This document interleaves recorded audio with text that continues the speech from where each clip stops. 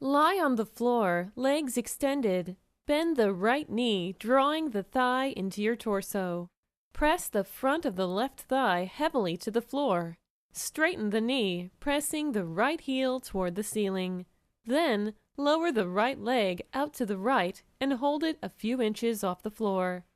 Hold the vertical position 1 to 3 minutes and the side position for equal time. Return the leg to vertical and slowly lower it to the ground.